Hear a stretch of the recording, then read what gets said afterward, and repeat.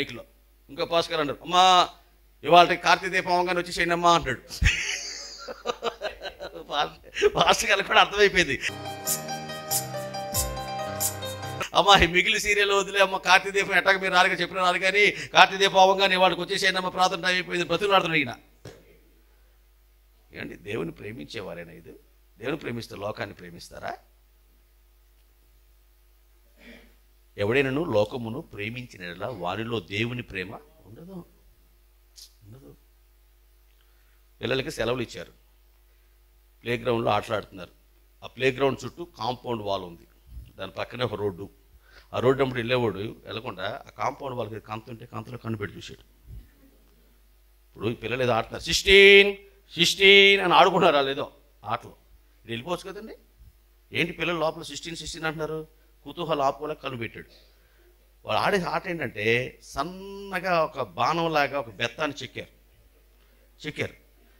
ఆ కంతలో ఏమైనా కనిపెడితే పడుతాడు. అది అలా ఆట, మార్కు వస్తుంది. అలా పొద్దున్నుంచి 16 కన్నులు పొడిచారు. అందుకని 16 అంటున్నాడు. వెళ్ళేవాడు వెళ్ళకుండా ఈడు కన్ను పెట్టాడు. ఏంటో పట్టకం పడితే 17 మరే ఇంకో మార్కు వచ్చింది ఏరా మా సాగు అని.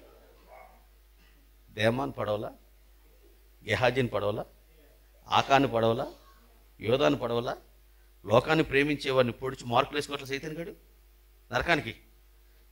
ఇంకేదో ఉంది, మనం కూడా జుర్రుకుందాం, ఆస్వాదిద్దాం, అనుభవిద్దాం, ఎంపర్లాడి ఆరాటపడి అరుడు చాచి పరుగులు పెట్టి నువ్వు చూస్తే నువ్వు కూడా పడుతాను కూడా మార్కేసుకుంటాడు.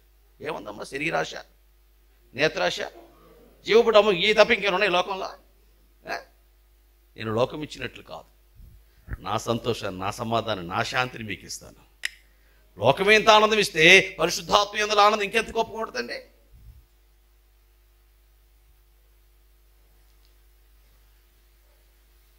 మటన్ బిర్యానీ తిన్న తర్వాత కోడిగుడ్డు కూర తింటామన్నా? కోడిగుడ్డు కూరకే నువ్వు అంతే అయిపోతే మరి మటన్ బిర్యానీ దేవుని యొక్క ఆత్మీయ ఆనందాన్ని నీ గుండెల నింపుకున్నప్పుడు ఇక లోక సంబంధం ఆనందాల కొరకు నువ్వు ఎప్పుడు రాడు కదా.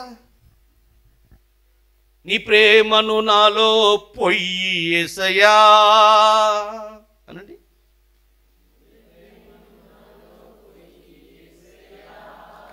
నన్ను నీలాగే మార్చి వెయ్యి యేసయ్యా,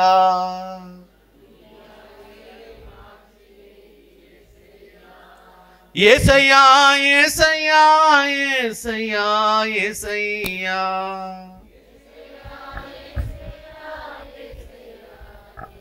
అమ్మాయి, దేవుడు నువ్వు గర్భవతిగా ఉన్నప్పుడు నీకు చెప్పాడు కదా, 2 జనపదాలు ఉన్నాయి, నీ పెద్ద కుమారుడు నీ చిన్న కుమారుడికి దాసుడవుతాడు, నీ చిన్న కుమారుడు నేను దీవిస్తాను, ఆశీర్వదిస్తానని.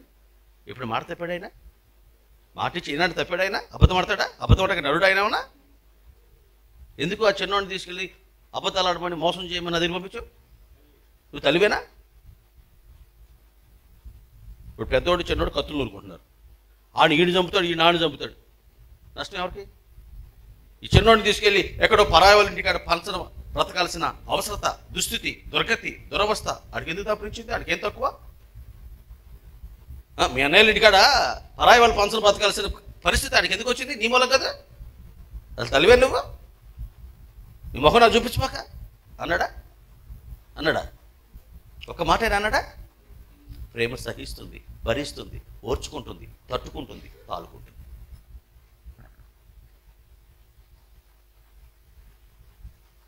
ప్రేమ అన్నిటినీ సహిస్తుందండి. అనుదినము నూతనముగా ఆయనకు మన ఎడల వాత్సల్యత పుట్టుచున్నది. అందుకే మనం నిర్మూలము కాకుండా ఇంకా నిలిచి ఉన్నాం. మన నీతి కాదు, అనుదినము ఆయనకు మన ఎడల నూతనముగా వాత్సల్యత పుట్టుచు ఉంది ప్రేమ. శిలోయమైన గోపురం పడిపోయి 18 మంది చచ్చిపోయారు, మీరు నీతిమంతులా? కరోనా వచ్చి కొన్ని లక్షల మంది చచ్చిపోయారు, వారికన్నా మనం శ్రేష్ఠులమా? కాదని నేను మీతో నిశ్చయంగా చెప్తున్నాను అన్నాడు యేసుప్రభు వారు మా లూకా 13లో.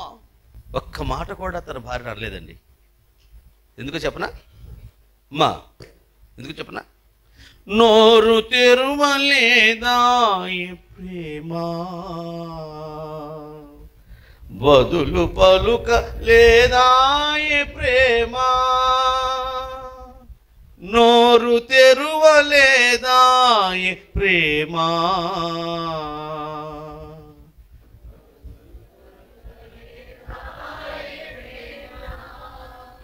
ప్రేమ ఏం చేయదు?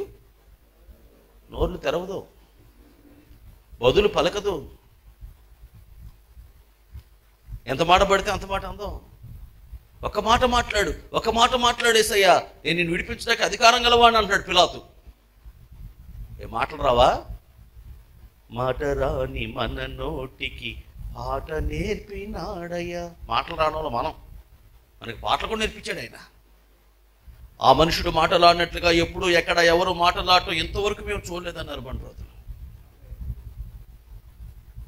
అనర్గంగా, ధారాళంగా, పుంకాలుగా, నోటి వెంట గుత్తులుగా దైవోక్తులు వెలువడుతూ ఉంటే నివ్వెరపై నిర్కాంతపై నిశ్చేష్లు విభ్రాంతి గుడ్డప్పుకించి అట్లా చూస్తూ ఉండిపోయారండి.